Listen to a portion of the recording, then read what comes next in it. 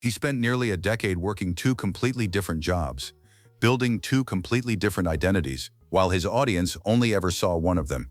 That man is Dave Sparks, better known as Heavy D, the face of Diesel Brothers, one of the biggest truck culture brands the internet has ever produced. By the end of this, you'll understand why the story his fans think they know is only about half of it.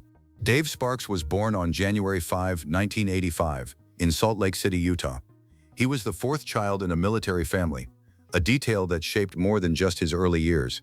His father served, was eventually discharged after being diagnosed with a brain tumor, and passed away when Dave was just 21 years old. That loss landed early, and it landed hard. Dave was barely an adult, trying to figure out what kind of life he wanted to build, without the person who was supposed to help him figure that out. He enrolled at Weber State University and studied welding, mechanics, and fabrication. He lasted one semester, not because he couldn't handle it, but because he already had a direction. He just needed to move. He walked away from a traditional education and into an open question. What do you do when you know what you're good at, but you're not sure what it adds up to yet? For Dave Sparks, the answer was everything at once. And if you think that was surprising, stay with me, because this next part is why the whole story matters. The recession hit Utah the way it hit most of America: hard, sudden, and without warning. By 2008 and 2009, steady work was something you scraped for, not something you counted on. Dave Sparks was not living above his means. He later described himself at the time as a man without two nickels to rub together. But here is what nobody who follows his channel today tends to know. During those recession years, and for years after, Dave was simultaneously working two distinct careers that had almost nothing to do with each other on the surface. He operated heavy machinery for his uncle's construction firm, physical, skilled, blue-collar work. He understood equipment the way some people understand language. At the same time, he was serving as the director of marketing for Rockwell Watches, a Utah-based watch company founded by one of his longtime friends, Rich Eggett. This was not a job on the fringes of the business world. This was brand development, campaign thinking, market positioning. He understood how to sell things. Two careers, two different rooms in the same house, and both of them running at the same time. When he met Diesel Dave, David Kiley, at a church singles event and eventually hired him to help run equipment at his construction business in 2008, even that felt like a side story, something happening on the edge of two other things that were already in motion. But here's the part that changes everything about what you just heard. Heavy D and Diesel Dave started building and modifying diesel trucks under the name Diesel Sellers.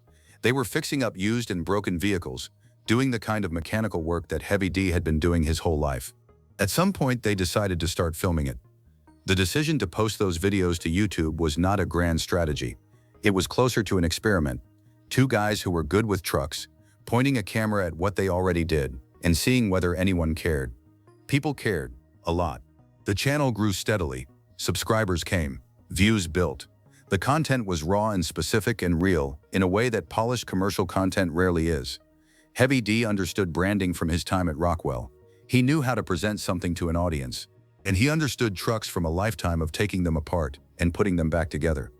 Those two skill sets, the ones he had been running simultaneously for years, turned out to be exactly the combination Diesel Sellers needed. The channel eventually caught the attention of Jay Leno, former late-night host, serious car enthusiast. An appearance on his show followed. Then came the phone call from Discovery Channel. But when Diesel Brothers premiered in 2016, the audience met Heavy D as a fully formed character, the big personality, the diesel truck genius, the Utah builder who had always been exactly this. What they didn't see was the decade that produced him, the double life that built the skills, the audience, and the brand all at the same time. Most people who know this story stop here, but the real story starts right now. Niden sex dues.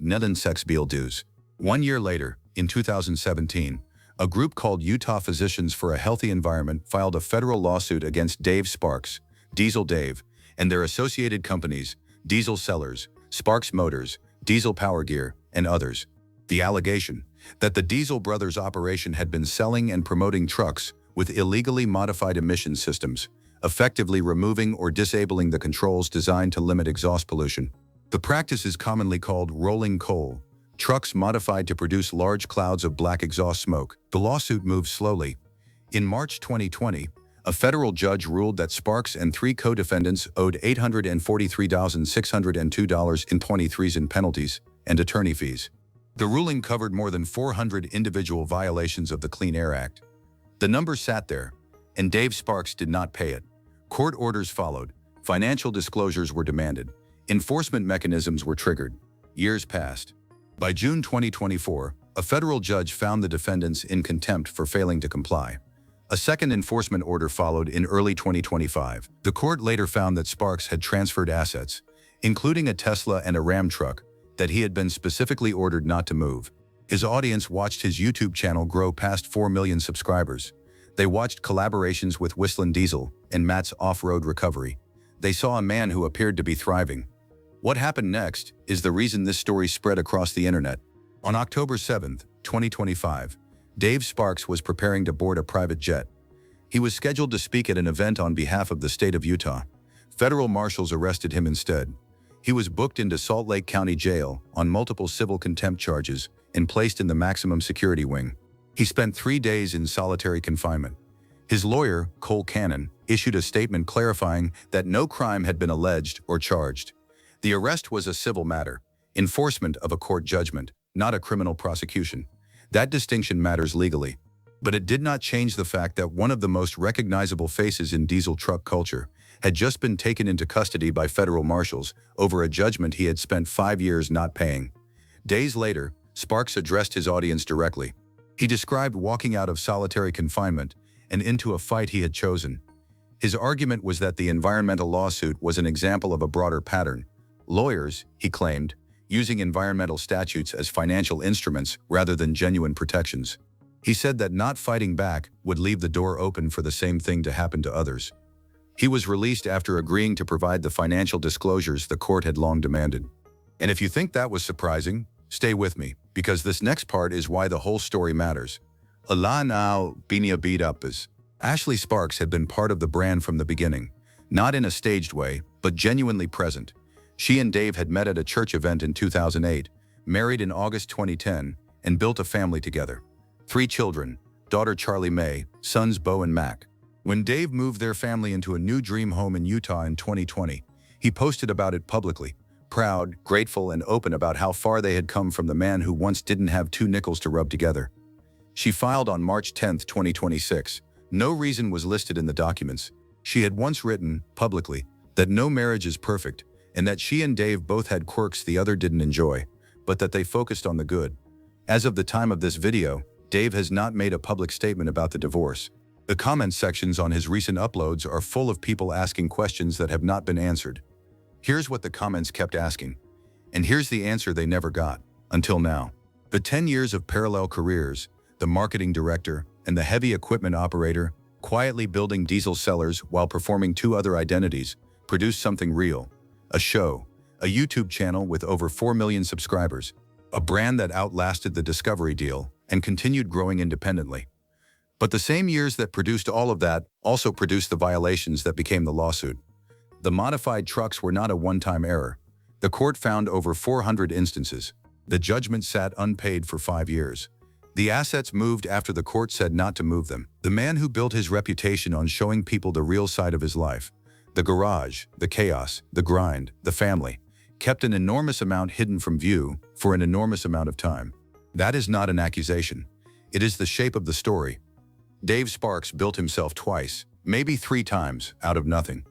Military family, no father at 21, 1 semester of college, recession-era scraping, then a watch company and a construction site, and a YouTube camera pointed at a diesel truck, all running at once. Then a TV show, an island purchase, a monster truck world record, a helicopter, a Cybertruck with snow tracks, and a legal battle that finally caught up with everything. As of 2026, he is out of jail. His marriage is ending, and his channel is still active. Whatever the next chapter looks like, it will be the most watched one yet. Martin Dave Sparks never sold himself as a simple man, but he let people believe the story was simpler than it was, for a very long time. The double life was real, and so were the consequences that came with it. What comes next is genuinely unknown. He still has one of the largest audiences in the diesel truck space.